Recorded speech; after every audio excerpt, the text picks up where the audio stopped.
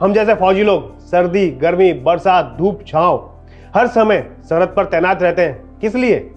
ताकि देश की रक्षा कर सकें, इस तिरंगे की हिफाजत कर सकें। और तुम इसका इस तरह से अपमान कर रही थी।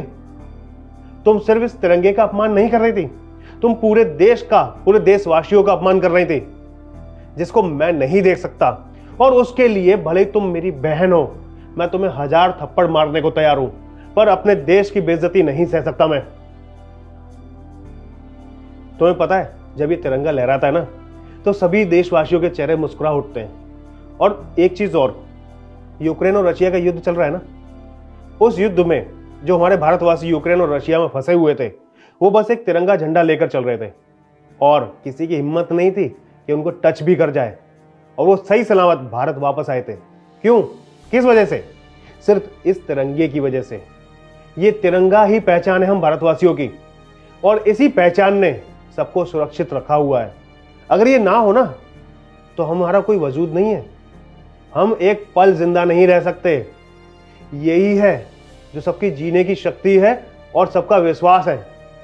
और इस विश्वास के साथ तुम खिलवाड़ कर रही थी। भैया प्लीज मुझे माफ कर दीजिए। मैंने हमारे देश के तिरंगे का अपमान किया। मुझे ऐसा नहीं करना चाहिए था। मुझे तो हमारे देश के तिरंगे पर अभिमान होना चाहिए, गर्व होना चाहिए। लेकिन मैं क्या कर रही थी? मैं इस पर खाना रखकर खा रही थी। भैया मुझसे बहुत बड़ी गलती हो गई, प्लीज मुझे माफ कर दीजिए। और हाँ, मुझे आज इस तिरंगे की कीमत पता चल गई, अहमियत पता चल गई। आज के बाद मैं इस तिरंगे का कभी भी अपमान नहीं करूंगी भैया।